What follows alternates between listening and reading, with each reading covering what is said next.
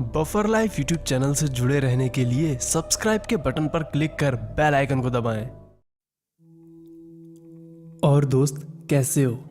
दोस्तों, गुस्सा आना सभी को आम बात ही लगती है। आपको कोई बात बुरी लगी या किसी का बर्ताव पसंद नहीं आया तो गुस्सा आ जाता है। आप उस वाक्य को लेकर बैठ जाते हैं। सुबह से लेकर रात तक वही बात आपके दिमाग में घूमती रहती है। आप उस व्यक्ति के बारे में दूसरों से बात करते हैं, उसकी चर्चा करते हैं या फिर उसकी शिकायत करते हैं। यहाँ तक कि अगर कोई नहीं मिलता है तो आप खुद ही बड़बड़ाते रहते हैं। इस तरीके से उस व्यक्ति को कोई नुकसान हो या ना हो, लेकिन आप ज़रूर परेशान होते रहते हैं। इसके बारे में हमने कई कहानियाँ और कई किस्से में सुना होगा कि गुस्सा करना सेहत के लिए हानिकारक होता है। तो दोस्तों, गुस्सा करना बिल्कुल ऐसा होता है कि जहर आप पिएं और सोचें कि मर सामने वाला जाए। तो दोस्तों, आज मैं आपको एक ऐसी ही कहानी सुनाने वाला हूँ महात्मा बुद्ध के बारे में। उनका एक बहुत ही प्रसिद्ध किस्सा है जिसमें एक व्यक्ति उनका अपमान करता है। तो चलिए शुरू करते हैं। दोस्तों, कहानी खत्म होने के बाद इसे फेसबुक और व्हाट्सएप पर शेयर जरूर कीजिएगा। तो दोस्तों, एक बार एक गांव में महात्मा बुद्ध उपदेश दे रहे थे। वह क्रोध के ऊपर प्रवचन दे रहे थे और सामने काफी सारे लोग बैठे हुए थे। वह बता रहे थे कि क्रोध एक प्रकार की अग्नि है। क्रोध करना ऐसा है कि आप विष पिएं और उम्मीद करें कि सामने वाला मर जाए। क्रोध में व्यक्ति दूसरों को नुकसान पहुंचाने की कोशिश करता है, लेकिन इस आवेश में व्यक्ति खुद दूसरों से ज्यादा परेशान होता है। गौतम बुद्ध की ये बातें सभा में बैठा हुआ एक क्रोधी व्यक्ति या कहें सनकी व्यक्ति सुन रहा था। उसे क्रोध के बारे में कही गई बुद्ध की ये बातें बिल्कुल भी अच्छी नहीं लग रही थीं और उसे बुद्ध पर गुस्सा भी आ रहा था कि ये किस प्रकार का प्रवचन दे रहा है। बुद्ध प्रवचन तो क्रोध पर दे रहे थे, लेकिन उनका चित्त बिल्कुल शांत दिखाई दे रहा था। इसी बात पर शांत बुद्ध को देखकर वह और भी क्रोधित हो उठा। उसने उनके पास आकर उनके मुंह पर थूक दिया। सारी सभा भड़क उठी।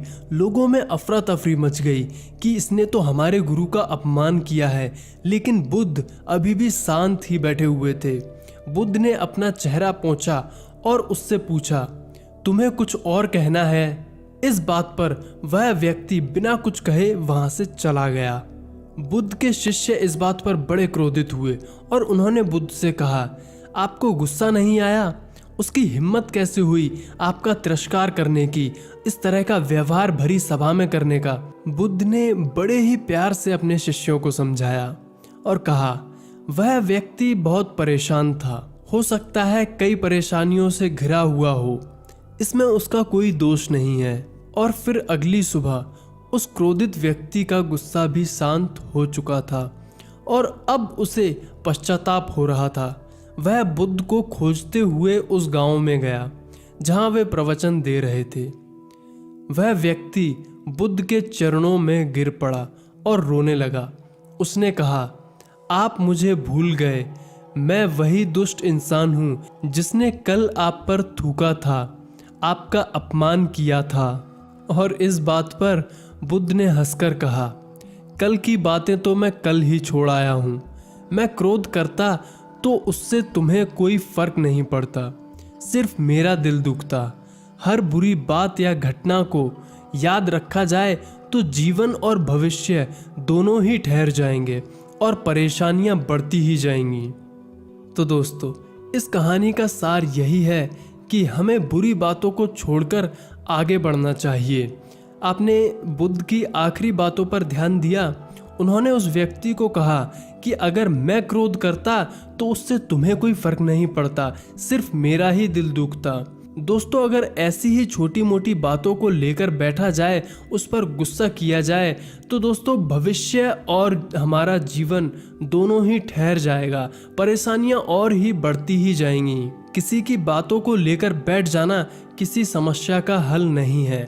इससे आप अपने को एक जगह ही बांध कर रखते हैं, जबकि दूसरा शख्स बिना किसी परेशानी के घूमता फिरता है। तो दोस्तों, आज से आपको जब कभी भी बुरा लगे या गुस्सा आए तो आप इस बात को ध्यान में रखना कि अगर आपने गुस्सा किया या किसी की बातों का बुरा मानकर लेकर बैठ रहे हो, उसी बात को पकड़ के बैठे हुए हो, तो आपका नुकसान ही हो रहा है। आपका शारीरिक रूप से नुकसान तो हो ही रहा है, साथ में आपका वर्तमान समय और भविष्य दोनों की बर्बादी हो रही है। दोस्तों, इस वीडियो को शेयर कीजिए, लाइक कीजिए और मैं आपकी कमेंट्स का इंतज़ार कर रहा हूँ। मुझे कमेंट्स करके ज़रूर बताइएगा कि आपकी इस बारे में क्या राय है। आप हमारे आने वाले वीडियोस की जानकारी के लिए इस चैनल को सब्सक्राइब कर लीजिए। मैं इस चैनल पर ऐसे ही वीडियोस लेकर आता रहता हूँ। तो इस वीडियो में इतना ही दोस्तों, मिलते हैं अगले वीडियो में। तब तक के लिए जय हिंद, वंदे मातरम।